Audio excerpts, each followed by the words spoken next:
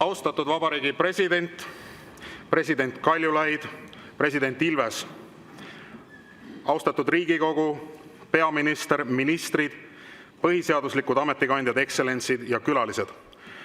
On suur au ja hea meel tervitada teid, president Zelenskõi, siin Riigikogu istungisaalis. Eesti on Venemaa agressioonisõjas Ukraina vastu seisnud kindlalt Ukraina kõrval ja seisab ka edaspidi. Teie võitlus on ka meie võitlus. Slovo nadajatsa vam, panie presidente.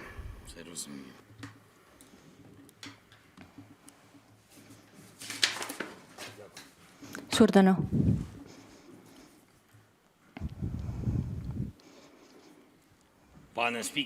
Härra spiiker, Riigikogu liikmed, härra president, proua peaminister, Riigikogu liikmed. Suur tänu sooja vastuvõtu eest ja teie vankumatu tähelepanu eest Ukraina vastu. Lugupeetud härrad ja prouad. Kallis Eesti rahvas.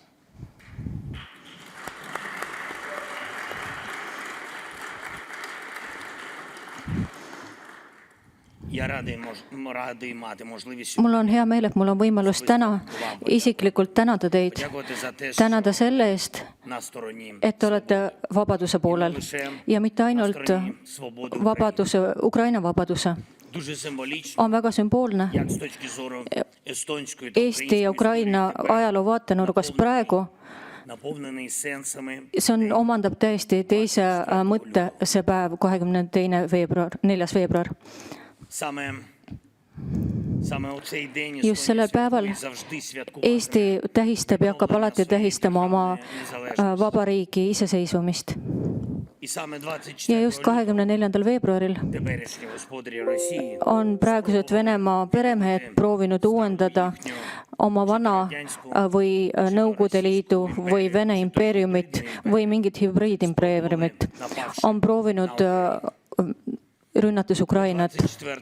24. veebruaril me ei paindunud, me kõik, meie inimesed, meie sõbrad, kogu vaba maailm.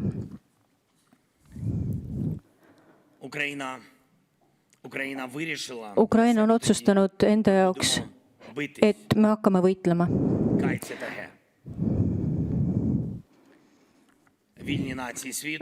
Maailma vabad rahvad toetasid meid.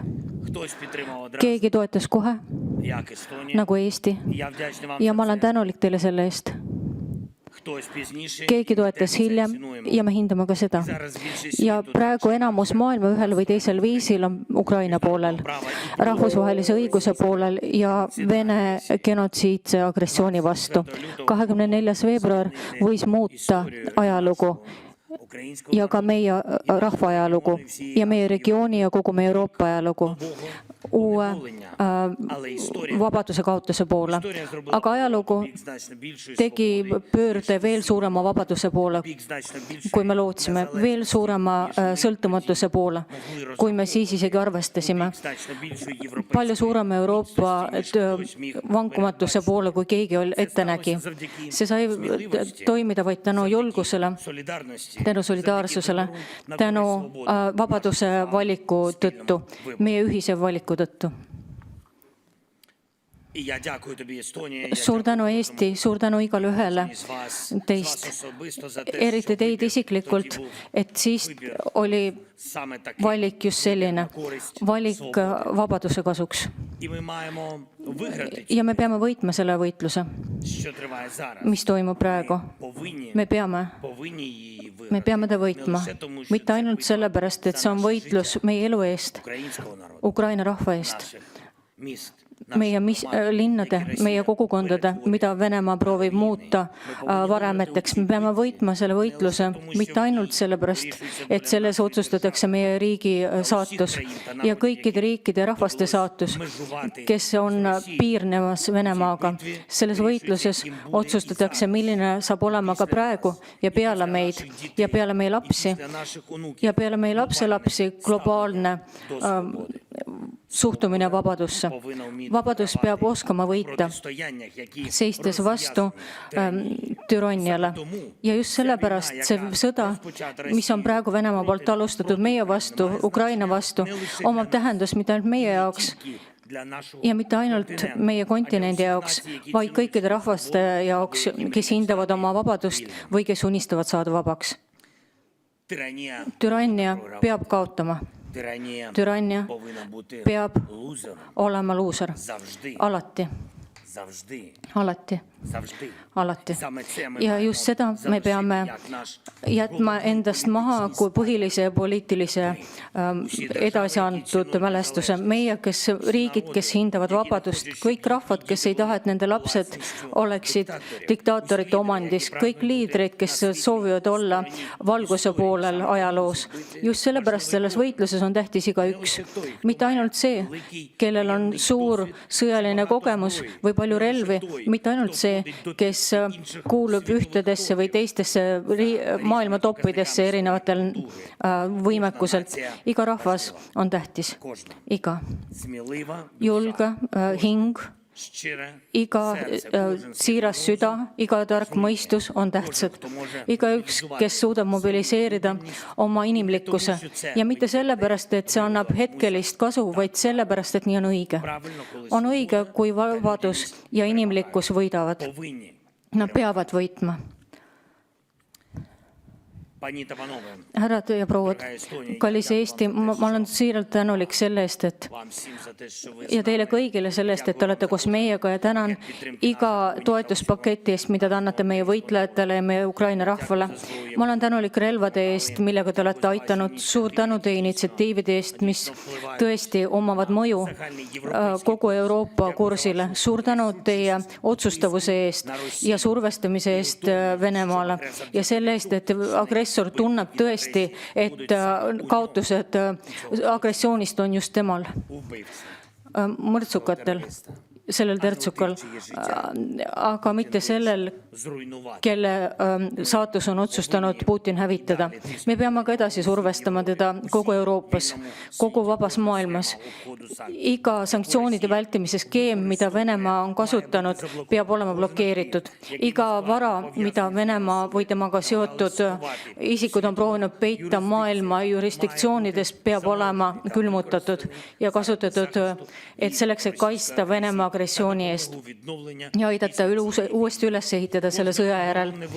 Iga kaitsetööstus, mis praegu on või mis võiks olla loodud Euroopas ja võiks aidata Euroopal kaitsta vabadust, peab hakkama tööle 100%. See on meie ühine elutähtis huvi, iga Euroopa riigi huvi. Euroopa peab omama oma isiklikku kaitsepotentsiaali, mis seda kaitseks ja kaitseks garanteeritult. Ukraina on juba saavutanud 10 kokkuleppeid erinevate riikidega ja erinevate ettevõtetega, mis puudutab ühiseid kaitsetööstuse tooteid. Ma kutsun teid samuti sellele koostööle. Eestil on juba praegu oluline edasiminek digitaalses tehnoloogias ja uutes e-riigi lahendustes ja samuti ettevõtete töös. Ja me peame seda kogemust jagama ka teiste Euroopa riikidega ja maailma riikidega. Ja peame alati mäletama ja kaitsma fundamentaalseid Euroopa tõdesid. Euroopa peab vastu ainult siis, kui on ühtne kontinent.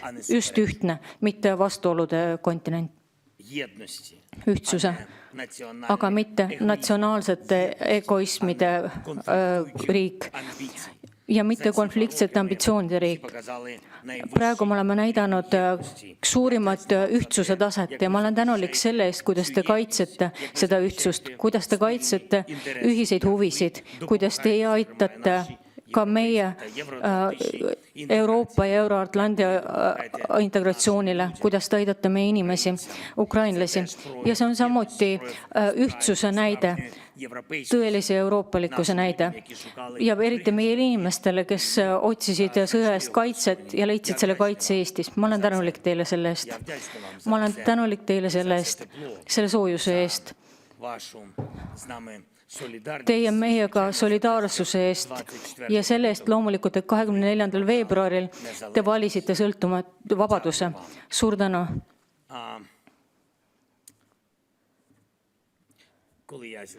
Kui ma täna olin teie juurde parlamenti, Selle puusa kinkis mulle proua peaminister ja ta ütles, et mõte selles sõnas, kaitsetahe või nendes sõnades, et see ühendas teid kõiki ja ühendas paljusid eestlasi. Ja see on see, mis on ka sisse programmeeritud meile, see on see, mis on südametes paljudel ukrainlastel, just südames. Soov kaitsta. Ma olen kindel selles, et kindlasti tuleb see päev, kus me kõik saame ühendada veel ühe mõttega.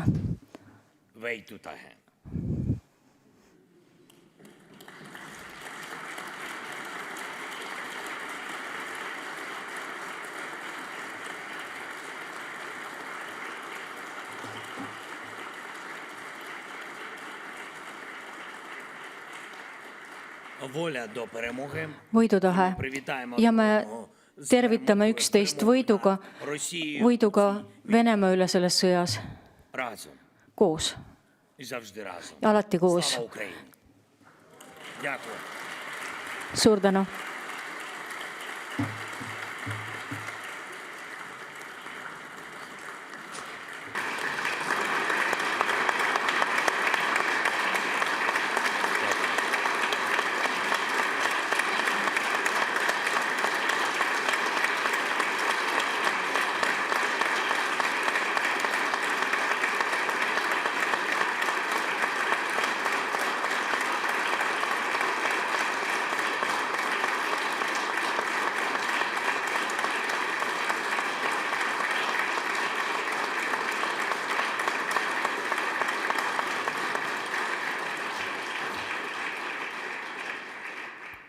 Tänan teid, lugupeetud president Zelenskõi, ja käimasolev sõda peab lõppema Ukraina võiduga, vaba maailma võiduga.